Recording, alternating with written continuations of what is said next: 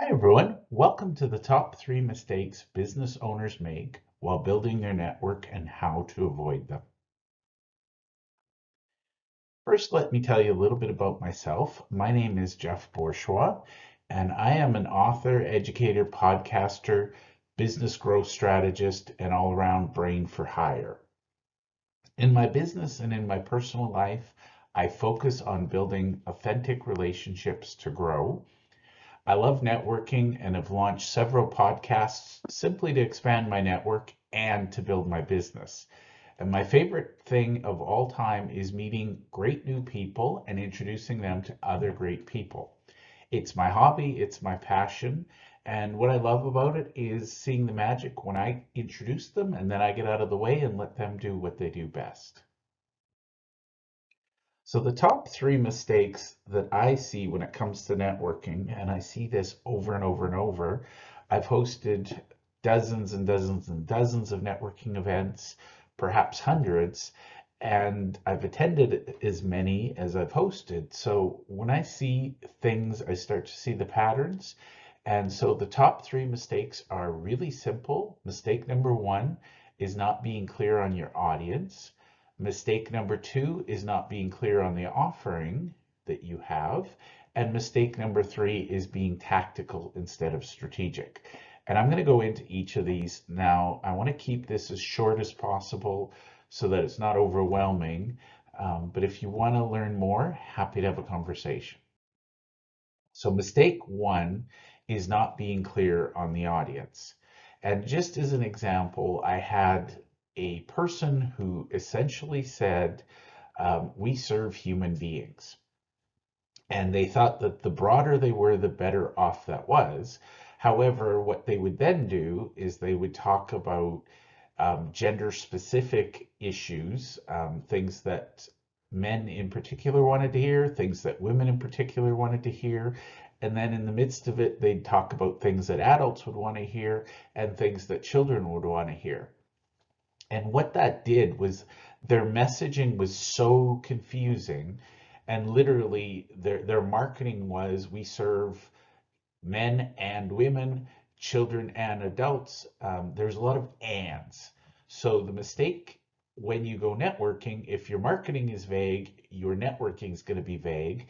You need to pick, for any networking event you're at, pick one audience. So for example, I help men over the age of 50 deal with stress at work. That's clear. I help human beings deal with life, unclear. So you want to think of your networking message like little pegs on a wall, and you want people to hang their coats there. And the coat is symbolic of them saying, yeah, I get you. I like you. I want to work with you. And the problem is if you have too many pegs, people don't know which peg to put their coat on, so they hang on to it. So that one I think is the funniest one.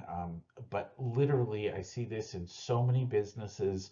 We help everyone, which to me as a professional networker is code for you help no one.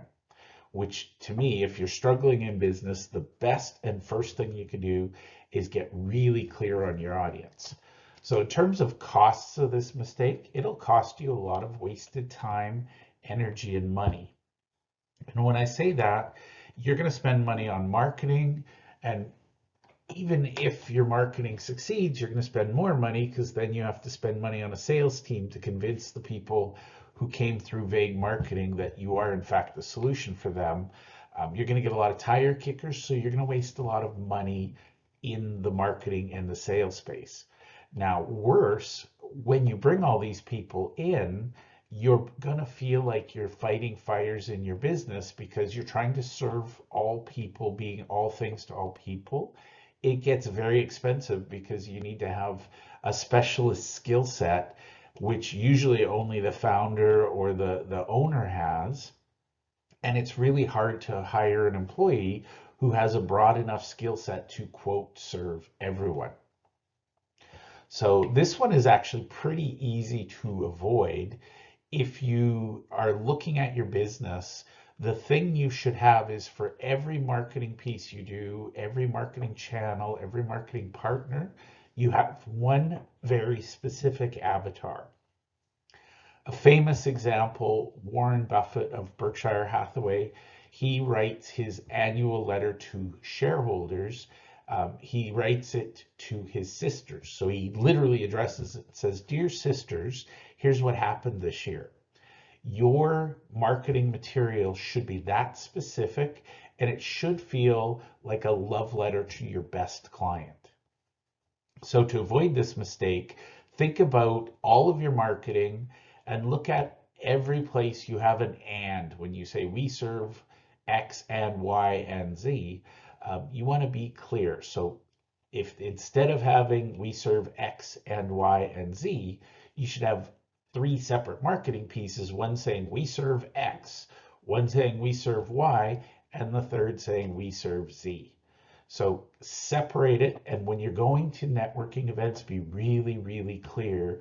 Pick one of your favorites for the day and focus on that.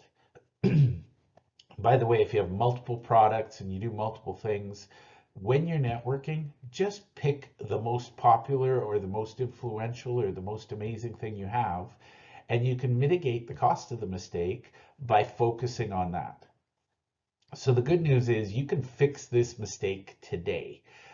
So usually I would talk about how to mitigate the cost, but the reality is remove it.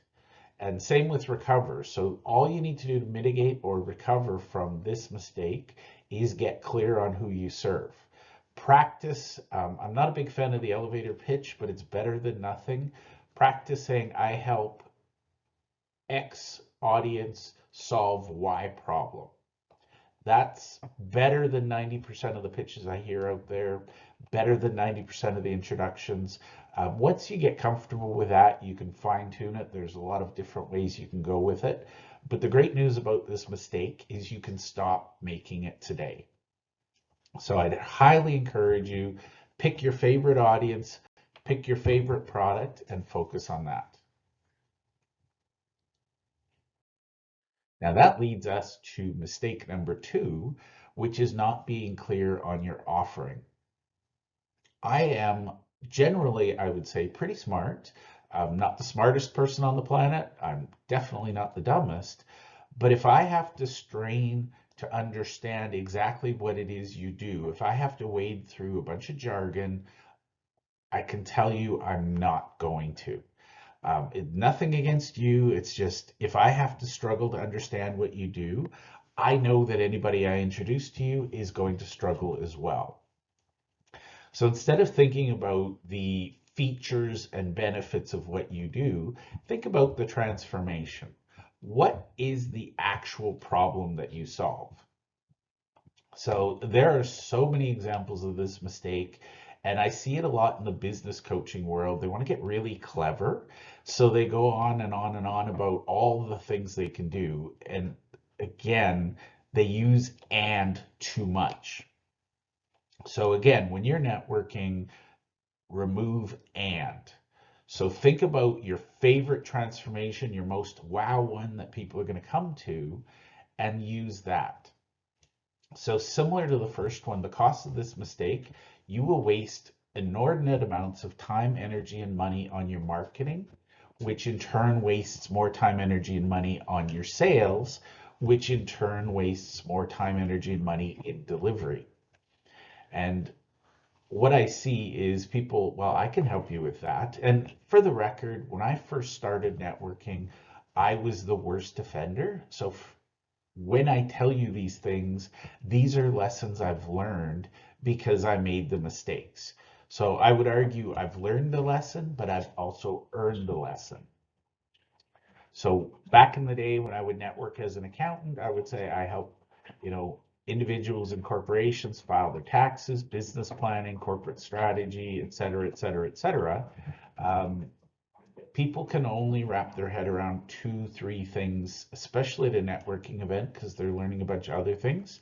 So figure out the transformation that you offer.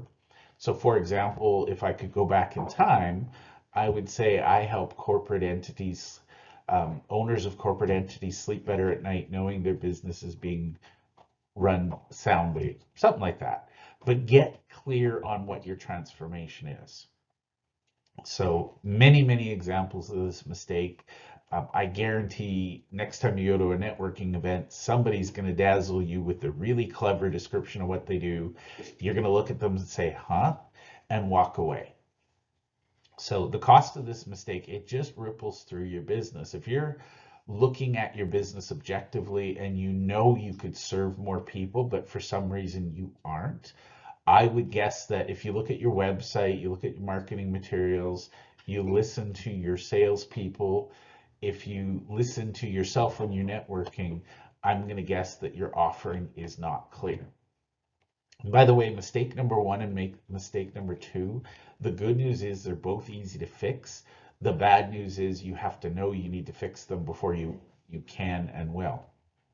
And so, again, pick your perfect dream client avatar to solve mistake one. And then for mistake two, think about the most amazing transformation you can give them. And those two things, just putting those together in a I help X solve Y sort of formula.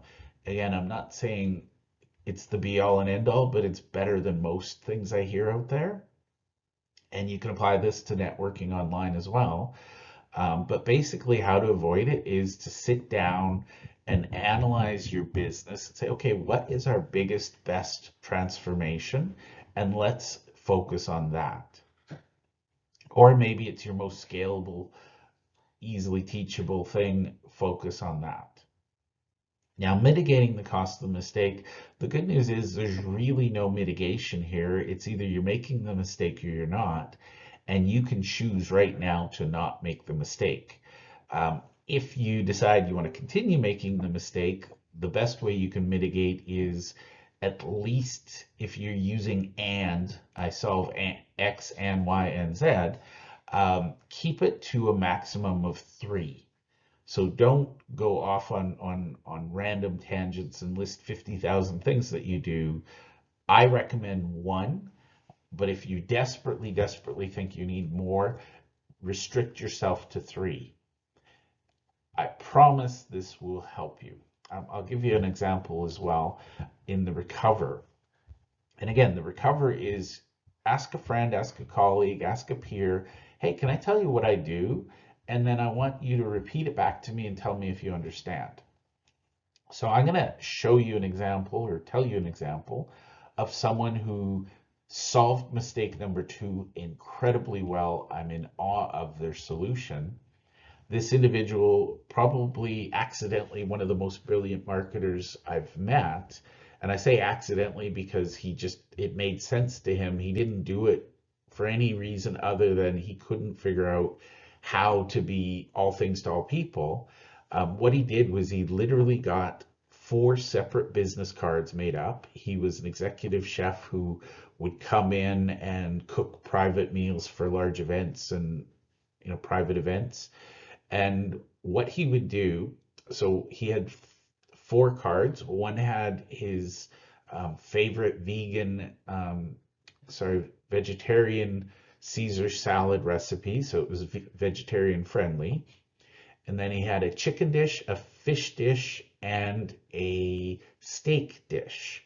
And on it was his contact details, a picture of the food, and a link to a YouTube channel where they could go watch a video on everything, all 997 steps he takes to make the perfect steak, to make the perfect fish, perfect chicken, perfect Caesar salad. And what he'd do is when he'd go out and he's networking with people, he would say to them, what do you like?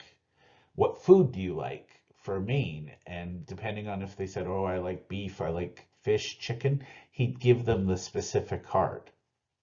And it was brilliant because he literally showed, marinate this for 7 hours, blend this on a full moon. It was gory, gory, gory detail on how he made the dishes. And people would watch 2 minutes of it, call him and say, you know what, it looks complicated. Why don't you just come and do it for me? It was brilliant marketing because one message, one audience, one solution. So that's how you recover from a mistake. You keep your separate messages separate. So if you're going to a networking event and you're going to Beef Farmers of America, I don't know if that's a thing, but you're going there, you're going to want to say, rah, rah, I love steak. If you're going to Chicken Farmers of America, you're going to want to say, rah, rah, I love chicken. So the thing is, target your message to the audience you're going to be at. If you're going to a conference, you should have a separate business card you're going to give to vendors as opposed to ones you're going to give to other attendees that you meet. So that's mistake number 2. Now, mistake number 3, you cannot tackle this one. You cannot hope to tackle it until you've solved 1 and 2. And so what I mean by being tactical instead of strategic, I see this over and over and over and over again. Somebody somewhere taught people that in networking, you should walk up to as many people as you can and say, hi, will you be my client? Hi, will you be my client? Hi, I have some stuff. Would you like to buy my stuff? It's very much about getting the next sale. So this is not leveraged, it's one-to-one, and quite frankly, it's very, very exhausting. A lot of networking people, when they're starting out, and I've, full disclosure, used to do this. I was an accountant. I'd walk up and say, hey, I'm an accountant. Do you need accounting? Spoiler alert, people don't always need the thing you sell at the moment you're trying to sell it. In fact, studies have shown that less than 3% of people are actually buying your specific thing at any given point in time. Now, that's a broad generalization, but the reality is if you're trying to find somebody to buy right now from you, and again, I guarantee you've seen thousands of examples of this, you'll go to a networking event, and I've seen a ton of them. For some reason, it's usually realtors or mortgage brokers. Like, you want to buy a house? Do you want to sell your house? You want to buy a house? How about now? You need a mortgage? How about now? It's very tactical. And the problem is, it's literally dumb luck if you happen to walk up to somebody and say, hey, I sell this. Do you want to buy some? And if they pull out their credit card, that is like waiting for lightning to strike twice in the same place. So it's very tactical. You're looking for one-to-one. You're always looking for that next client. The cost of this mistake is your future. And I say this sincerely. If you're worried about, economic conditions, you're worried about global conditions, it's probably because you're being tactical and you're relying on dumb luck to find that 3% who's ready to buy from you today. What strategic means, and this is what we teach in all of our programs, the foundation is, instead of finding the next customer, you want to find strategic partners who have a massive pool of your dream clients. You help them grow, they help you grow. And what that does is, instead of reaching one-to-one, I've seen this in extreme cases, put you in front of hundreds or thousands of people who can become your if you have a good strategic partner, it can put you in front of hundreds of thousands of people who can become your dream client.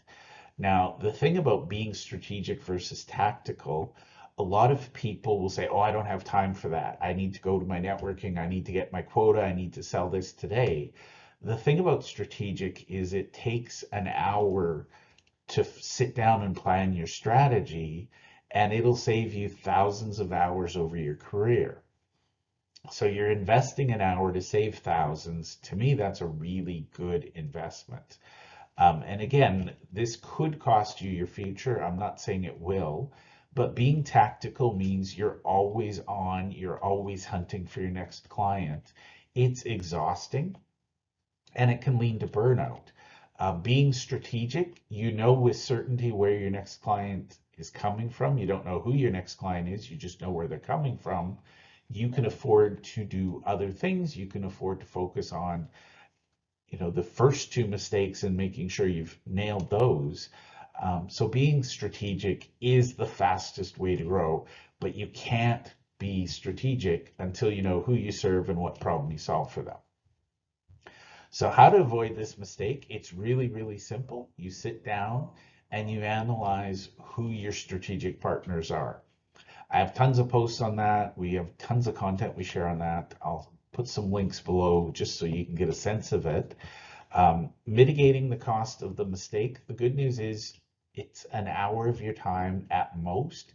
sit down, brainstorm who your strategic partners are. It will have a massive impact on your business. And how to recover, honestly, the only way you recover is by deciding that you want to be strategic instead of tactical.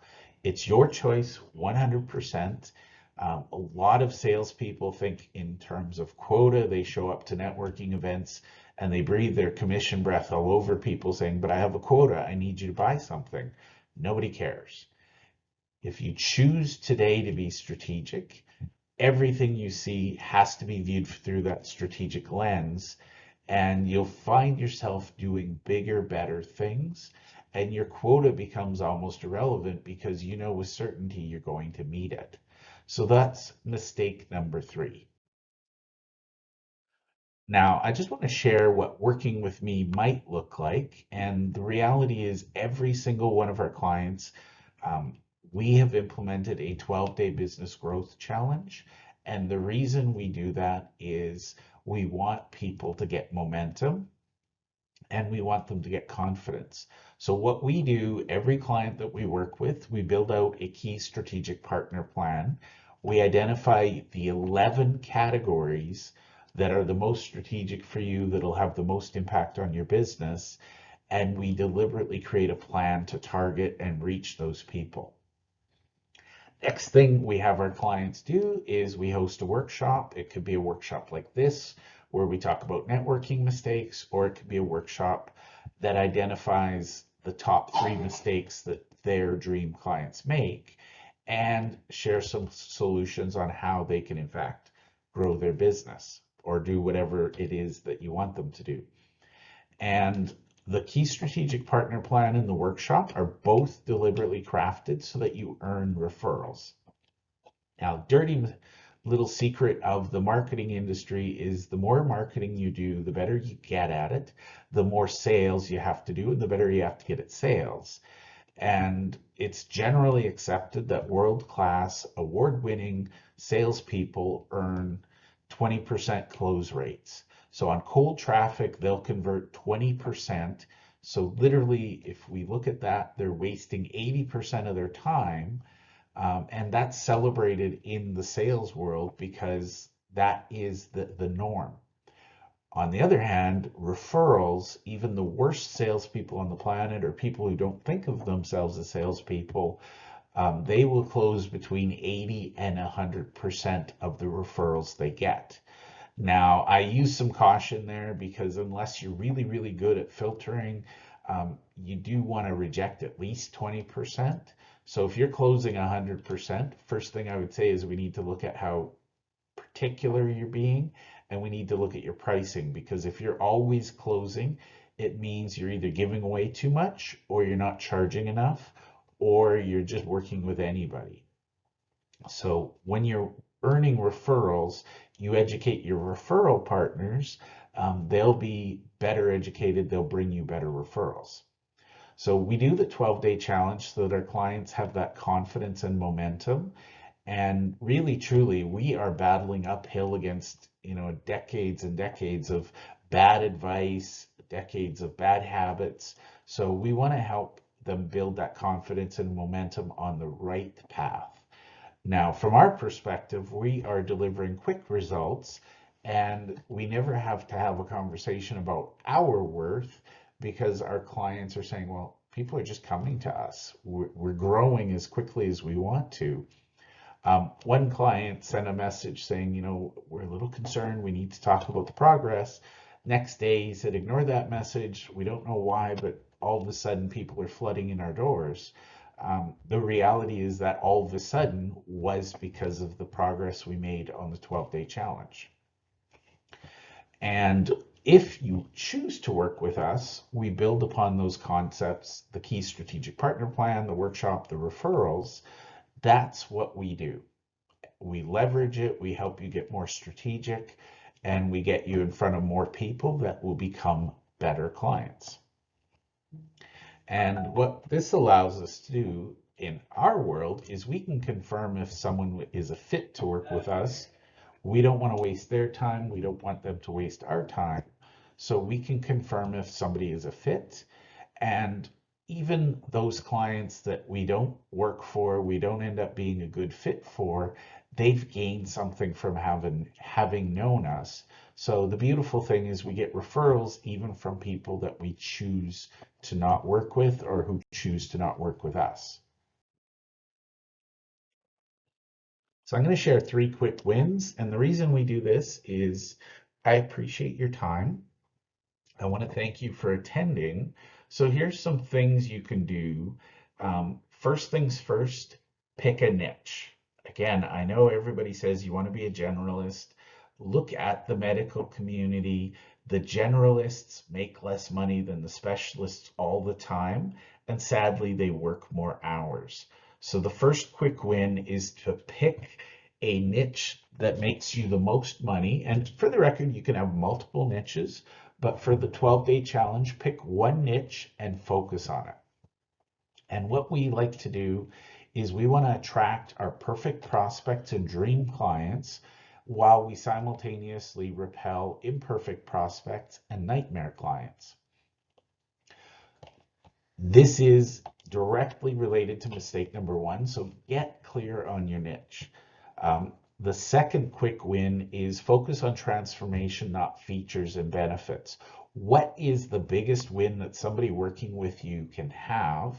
And really, truly answer the question, because they're going to ask this, whether they actually say it to you or not. How is their life better for having known you?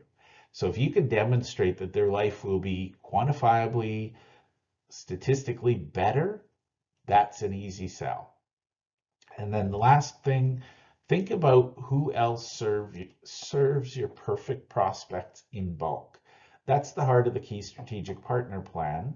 So for example, if your audience is golfers, who else works with golfers? An obvious one is a golf course, less obvious caddies, and then the people who provide all of the golf equipment and apparel. So again, think strategically, not tactically. Now, if you'd like to join our 12-day business growth challenge, it is free.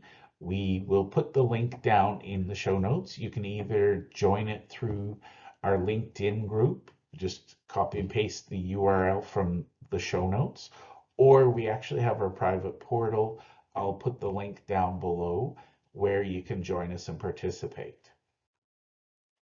Normally in a live session, this is the point where we, as you can see, this is usually an hour presentation. We like to do about half an hour of content and then half an hour of questions and answers. So this is where we would take your questions and we would focus on the 3 mistakes, answer any questions you might have. So first of all, I want to thank my host, my co-host, Pete Kane.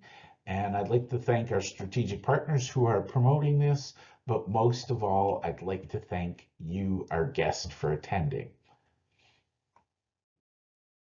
Now, we'd love feedback, so we'll have this in the show notes, but if you could comment and just on a scale of 0 to 10, how likely are you to recommend our workshop to a friend, colleague, client, or peer?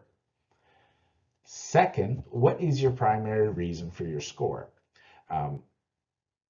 If you'd like to receive a digital copy of the presentation, you can let us know down below. And we will be hosting future workshops. So if you have a topic you'd like, feel free to put it down below and just say, hey, could you cover this? And then question 5, do you have any other feedback for us? This is optional, but if you've got feedback, do you like this? And by the way, some people say, put some color in your slides. These are the first iteration. We will be tweaking and improving from here, but we just wanted to get something done quickly and out there. And last but not least, if you got some value out of this, big or small, do you know anyone else who might benefit from attending one of our future workshops?